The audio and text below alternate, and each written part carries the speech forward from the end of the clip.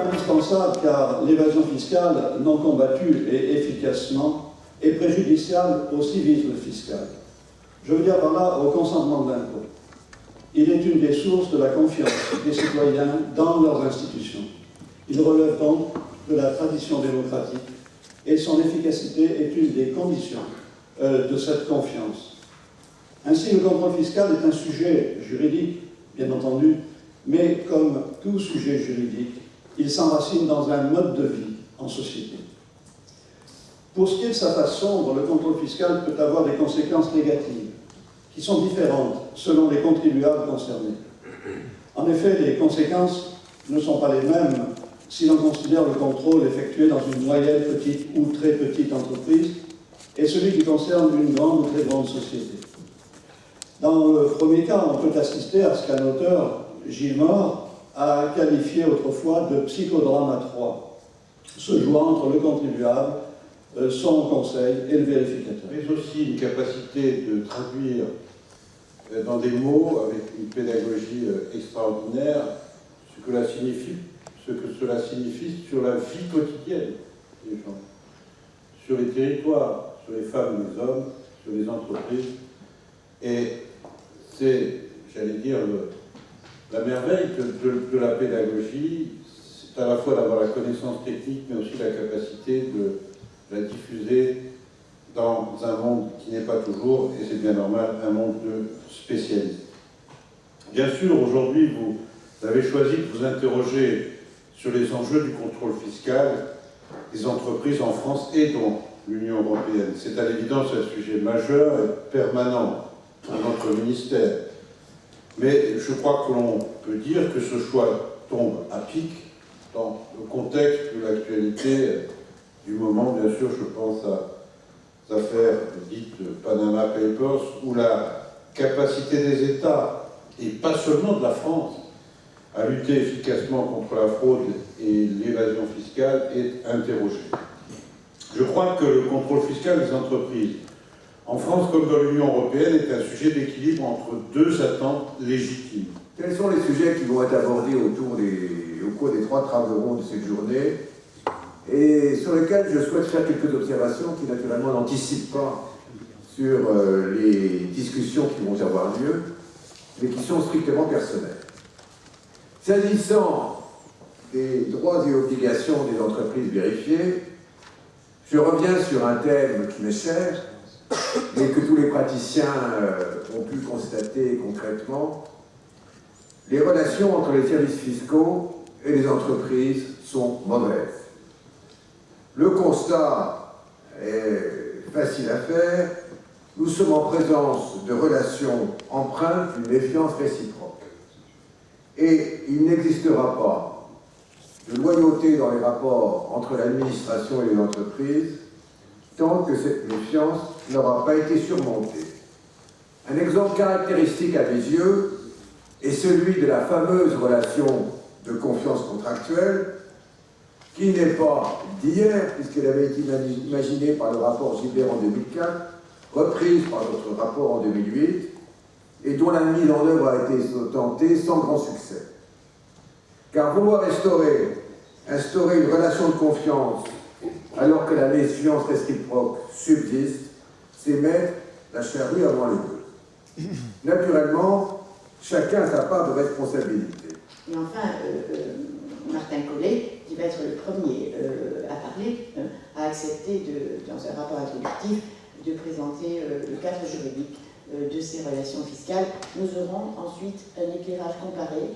Nos amis, d'abord le professeur Di Pietro de l'Université de Bologne, qui est un grand spécialiste de la fiscalité, présentera la situation en Italie, et enfin Marc Bourgeois, qui est professeur à l'Université de Liège, dont il nous parlera du cas belge. Donc, voilà. Dans ce cadre général du contrôle fiscal des entreprises, dont on a parlé ce matin, a évolué, et s'il a évolué d'une manière donc inquiétante, avec un déséquilibre penchant dangereusement peut-être au détriment du contribuable. À cette question, alors on a déjà entendu des éléments de réponse, j'ai entendu parler de méfiance à plusieurs reprises déjà ce matin, et puis je voulais citer une autre référence doctrinale, si je puis dire, celle d'un excellent spécialiste assurément du contrôle fiscal, qui s'est exprimé à plusieurs reprises dans la presse ces derniers temps, qui connaît très bien le contrôle fiscal, vous le savez, pour l'avoir dirigé dans cette maison pendant plusieurs années, et qui maintenant le fréquente de l'autre côté, en assistant les entreprises qui font l'objet du contrôle. À deviner de qui je parlais, Jean-Pierre Vive, qui nous dit dans les Échos il y a quelques mois qu'il y aurait une urgence à arrêter les trains fous du contrôle fiscal, et même qu'il conviendrait donc de procéder à une refondation de ce contrôle. Donc, inquiétude apparemment très, très vive de certains observateurs, tout à fait estimables. Alors, je vais vous donner mon sentiment brièvement ce matin, et au risque de passer un peu pour le ravi de la crèche peut-être, je vous donnerai un sentiment qui est plus mesuré. C'est peut-être une proposition à faire aujourd'hui. Pourquoi? Parce que finalement les relations sont celles qui correspondent à une atmosphère, à une relation avec l'impôt. Et je crois qu'on l'oublie trop fréquemment. Les prélèvements obligatoires sont trop lourds aujourd'hui dans la vie d'une entreprise. Ils sont trop lourds à la fois en nombre, en volume, en gestion, en compréhension. Et c'est cet ensemble, je dirais, qui vient dénaturer la relation avec l'administration fiscale. Il est clair que l'entreprise souhaite payer ses impôts comme tout bon citoyen, et je renverrai aux idées d'entreprise citoyenne.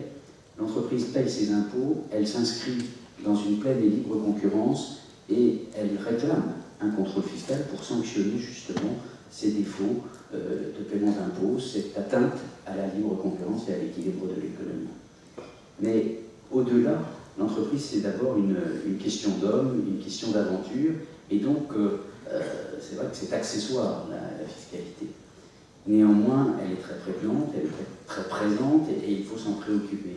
Et c'est sans doute là la spécificité du chef d'entreprise, qui doit tout faire dans une petite entreprise, à la fois être un aventurier, un producteur, un investisseur, et donc en cela un financier quelque part, et puis une personne imaginative. Donc on voit que le contrôle fiscal, il y a un petit côté schizophrène, c'est-à-dire lutter contre la fraude. On dit parfois vous n'êtes pas assez dur avec les fraudeurs, et puis il faut aussi corriger les erreurs. On dit parfois vous êtes trop dur avec les gens honnêtes. Il faut essayer de trouver un bon équilibre.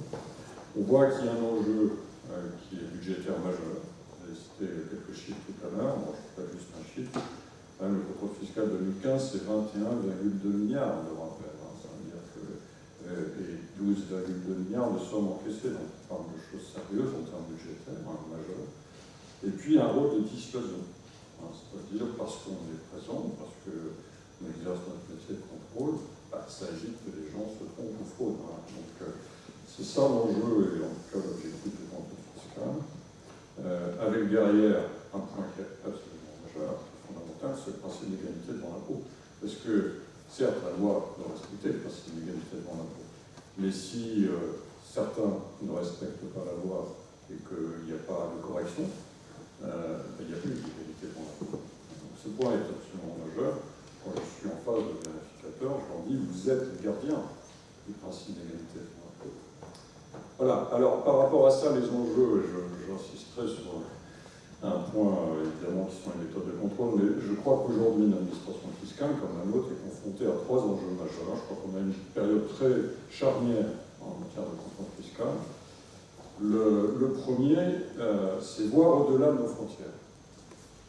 Et c'est la nouvelle culture fiscale de la collaboration entre ce qu'on remarque n'est pas une administration financière.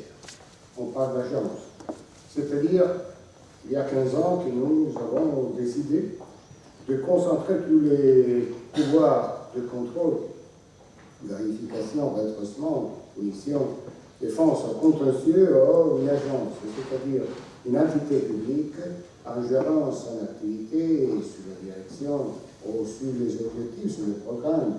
On a concordé avec le ministère des Finances, mais gérant en complète autonomie de pouvoir, de procédures, de sanctions et surtout de recrutement de fonctionnaires et de dirigeants.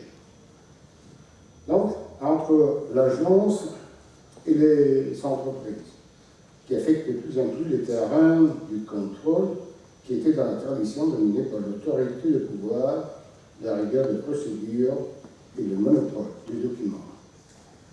La petite marge offerte par la législation avait été utilisée par l'administration aux apports de la documentation, aux apports de l'interprétation des entreprises, mais était toujours établie par l'administration financière. Ne pouvait pas se présenter comme une alternative à la gestion d'autorité, mais seulement une intégration, une participation corporelle. Il avait donc pas une approche très horizontale, à la hollandaise, si je puis dire, où en réalité toutes les erreurs que l'administration s'efforce de rectifier, commises par les contribuables, le sont avant même que le contrôle ne soit réalisé, parce qu'il y a une relation presque permanente entre les contribuables et surtout leurs conseillers et l'administration fiscale, une véritable collaboration avec une approche d'évaluation des risques. Alors, recherche aussi d'un équilibre. Une des grandes réussites de cette approche client, c'est notre service des décisions anticipées, ce que l'on appelle la commission des rulings, qui est véritablement un organisme qui a convaincu la pratique de la confiance qu'il convenait de lui accorder.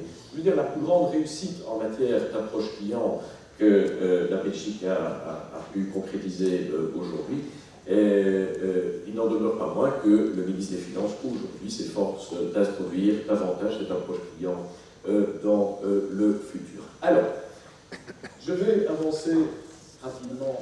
Et pour également le calcul de la valeur ajoutée, sujet également important au niveau des redressements et des contentieux. Si cette table ronde se tient aujourd'hui, malheureusement, si j'ose dire, c'est qu'il résulte des contrôles fiscaux et des contentieux que l'objectif de la connexion comptabilité-fiscalité n'est pas vraiment atteint, et donc il y a une insécurité fiscale forte qui règne dans les redressements fondés sur les différents comptables, aussi bien d'ailleurs en matière d'IS qu'en matière de CVR. Et pourtant, depuis le plan comptable général 1982, c'est-à-dire depuis que le plan comptable général est devenu un règlement, les arrêts du Conseil d'État, fondés sur l'application de la règle de connexion, ont toujours donné raison à la connexion avec la solution comptable. Qu'il s'agisse de règles comptables et désormais, depuis 2015 et confirmé en janvier 2016, de la doctrine comptable, notamment du comité d'urgence du Conseil national de la comptabilité, en étendant la connexion à la convergence fiscalo-comptable. Bien évidemment, le représentant du Conseil d'État y reviendra. Alors, me direz-vous, où est le problème? Puisque la jurisprudence est claire. Ben, il n'y a qu'à l'appliquer, cette jurisprudence, de manière constante et évolutive sur la connexion, et retenir la solution comptable. En fait, c'est pas si simple que ça. S'il y a eu autant d'arrêts, d'abord, c'est-à-dire que l'administration, les tribunaux et les cours ont continué dans leur voie sans trop s'occuper de la jurisprudence. Alors, justement, c'est que les leçons données par la jurisprudence sur l'application et le champ d'application de la connexion, en tout cas en grande partie, et ça a donné une efficacité du processus et, je crois, une certaine sécurité juridique. Loin d'être complète, il y a encore beaucoup de sujets, mais oui, et ça a quand même bien fonctionné. Donc ce que nous souhaiterions, c'est que ce processus soit celui qui fonctionne au fil de l'eau sur tous ces sujets comptables. Donc dès qu'on a un sujet comptable en jeu fort, à l'ANC, on pratique comme cela, entreprise, administration et comptable, pour définir ensemble une position fiscale qui soit liée à la connexion. Donc si on est attaché à la connexion fiscalo-comptable, c'est bien parce qu'on pense qu'il faut partir de la règle comptable pour avoir un traitement fiscal qui soit le plus proche, sauf exception, mais il faut le travailler ensemble et il faut surtout que ce soit connu et que ce soit publié, notamment que l'administration fiscale prenne le risque de commenter dans sa doctrine ou ailleurs et de donner sa position sur tous les sujets comptables et notamment sur les avis de l'ANC. Pourquoi est-ce qu'on ne connaît pas la position fiscale de l'administration sur tous les avis de l'ANC? Je vous donnerai un autre exemple qui n'est pas un avis de l'ANC, mais un arrêt du Conseil d'État. Vous connaissez tous l'arrêt foncière du rond-point. L'arrêt foncière du rond-point qui a dit, le Conseil d'État a dit en décembre 2013, ça fait déjà bientôt 3 ans, qui a dit que le traitement comptable de la provision devait entraîner un traitement fiscal identique. Autrement dit, quand une provision a été dotée fiscalement, comptablement, eh bien, elle doit être prise en compte dans le résultat fiscal de l'exercice au cours duquel cette provision a été dotée. Compte tenu de ce choix dualiste, c'est-à-dire de l'autonomie que la France a conservée en matière de règles comptables, il me semble que notre culture, notre pratique, et à bien des égards notre jurisprudence, va dans le sens d'un monisme, c'est-à-dire d'une connexion entre comptabilité et fiscalité. J'ai écouté avec attention vos propos, madame, sur la subtile interaction entre les textes. D'ailleurs, au passage, je me permets de vous dire que les avis du comité d'urgence vont être de plus en plus vieux, puisqu'ils n'existent plus. Il faut donc aujourd'hui lire cela dans le cadre nouveau de la normalisation comptable qui a été créée par l'ordonnance de 2009, qui a créé l'ANC en 2010 avec pouvoir réglementaire. Antérieurement, le CNC était purement consultatif. Donc, évidemment, on pourra gloser longuement sur la portée de l'article 38 quater de l'annexe 3 du CGI, mais il me semble que notre pays aurait intérêt à chercher à amplifier une connexion intelligente et moniste, tempérée certes, mais dans cette démarche moniste qui nous est autorisée par l'autonomie que nous avons gardée au plan comptable. Ce qui veut dire que dès le départ, cette profession a été conçue, organisée, voulue pour jouer un rôle en matière fiscale. Et le lien entre la connexion entre la comptabilité et la fiscalité, il est historique dans l'organisation de notre pays. Il est historique aussi ce sont les fondamentaux, les fonds baptismaux de notre profession. Et donc nous sommes engagés à titre professionnel depuis toujours dans cette connexion entre la comptabilité et la fiscalité. Alors comment nous vivons, voilà pour le passé, pour l'histoire, comment le vivons-nous au présent, comment cela se matérialise-t-il? Bien évidemment, la matière fiscale est essentielle dans notre engagement auprès des entreprises.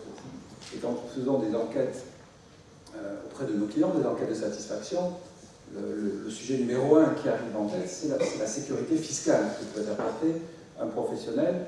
On ne parle même pas de comptabilité, c'est la fiscalité. Pourquoi? Parce que c'est le risque ou l'inquiétude de l'entreprise où elle a besoin d'être rassurée. Et elle est rassurée par cet engagement de responsabilité. Je rappelle que l'expert comptable français signe la déclaration fiscale, ce qui est une façon d'engager sa responsabilité. Je peux vous dire que peu de pays en sont arrivés là. Donc il y a une sécurité apportée, je l'ai déjà souligné, mais cette sécurité, elle ne se manifeste pas qu'au moment d'un contrôle fiscal. J'ai bien entendu ce qui a été dit tout à l'heure. Dans le cadre d'une vérification par l'administration, il faut évidemment accompagner et sécuriser son client. Mais c'est en amont que ça se passe. Le rôle de l'expert comptable, il est dès l'origine, dès la façon d'enregistrer dans la comptabilité les opérations, et ça a été évoqué pour dire à quel point on a besoin d'avoir cette maîtrise de la technique comptable pour faire les bons choix, les bons enregistrements qui éviteront des complications ou des ennuis à l'entreprise. Donc la vraie position de l'expert comptable dans son rôle fiscal, c'est le plus en amont possible, c'est-à-dire au moment de l'enregistrement de l'information de l'opération économique et donc de sa traduction en comptabilité. Ce qui se passe en ce moment est de nature à renforcer ce rôle en matière fiscale. Je fais référence à la dématérialisation de la comptabilité, à l'enregistrement automatique, à cette dématérialisation qui fait que la comptabilité, je vais exagérer, mais devient une annexe de la gestion. Elle est alimentée par un flux d'informations qui vient...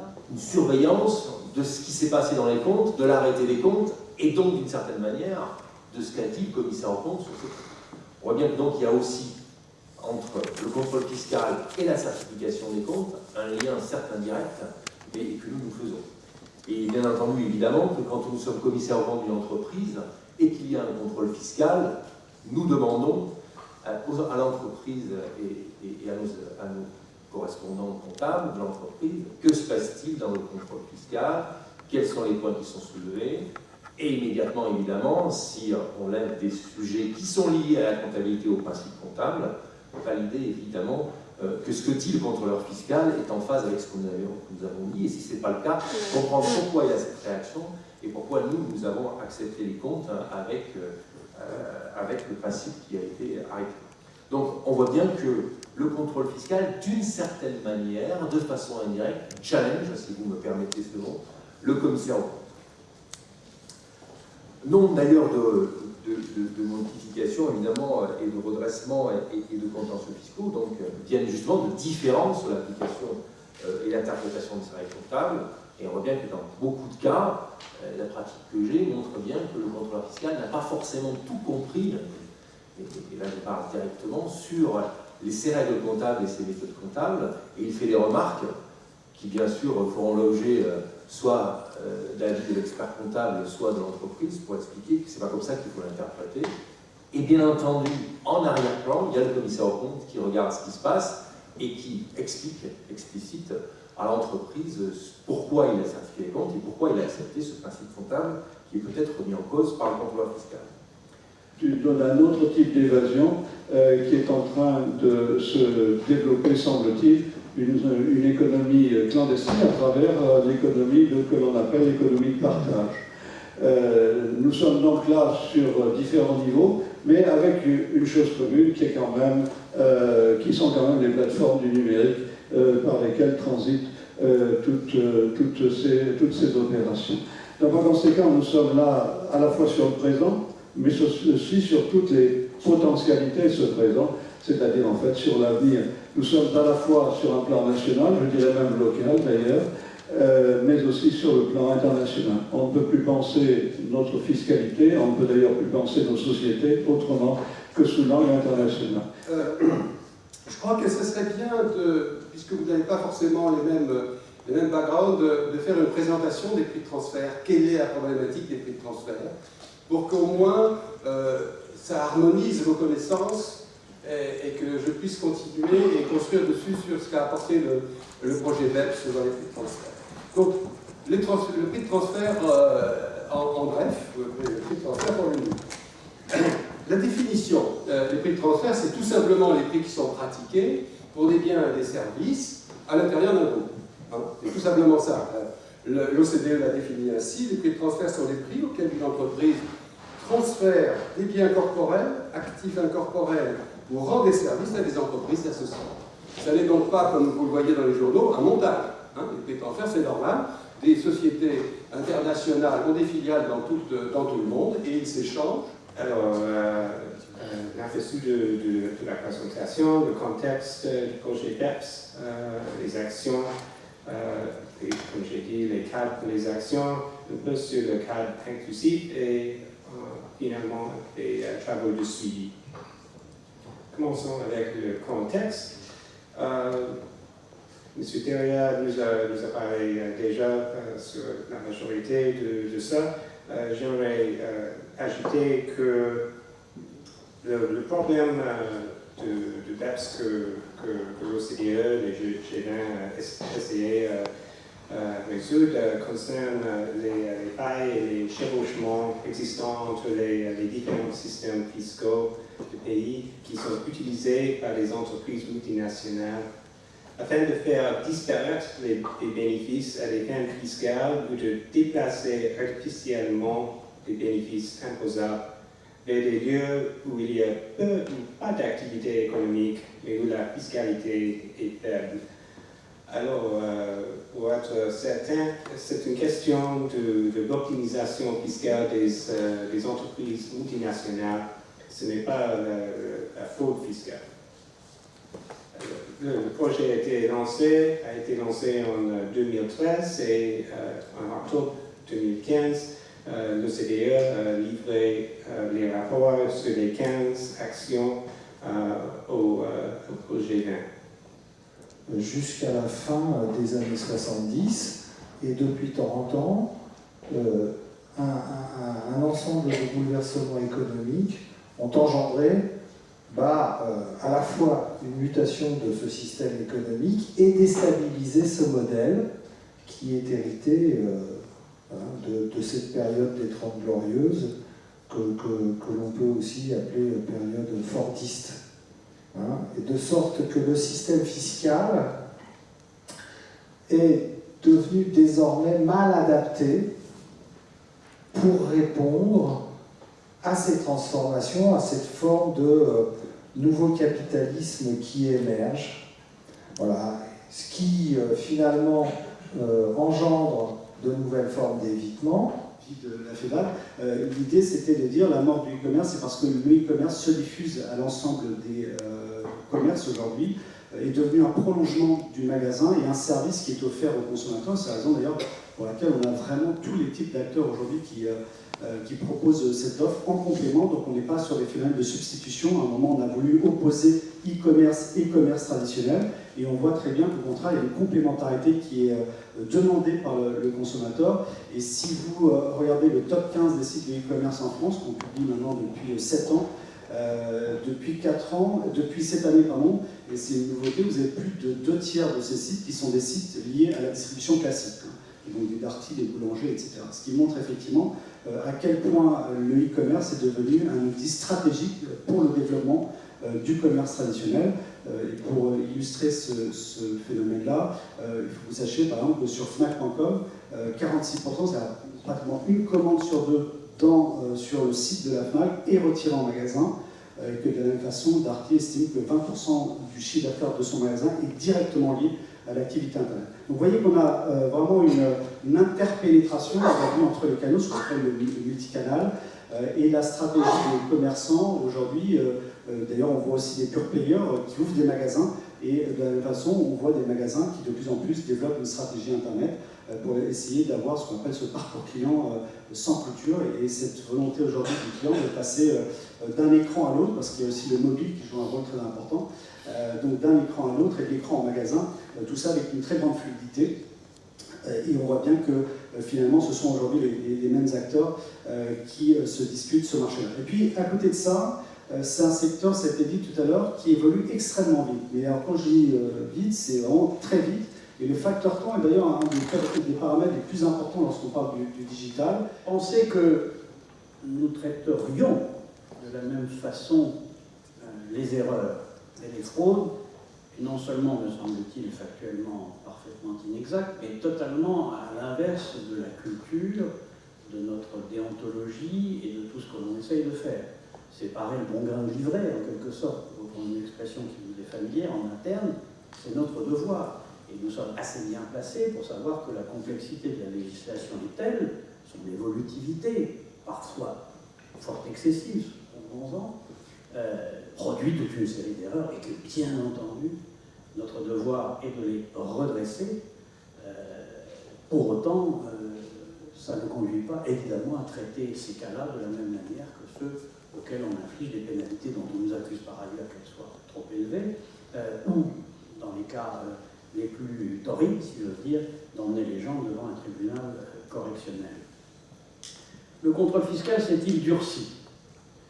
J'ai un triste privilège, compte tenu de mon âge et de mon heure de vol, si j'ose dire, dans cette administration, de pouvoir témoigner que ça fait 30 ans que j'entends dire que le contrôle fiscal se durcit, donc depuis le temps qu'il se durcit, je ne sais pas à quel sommet va-t-il atteindre, enfin, une manière de dire que cette idée d'un âge d'or du contrôle fiscal est évidemment complètement mythique.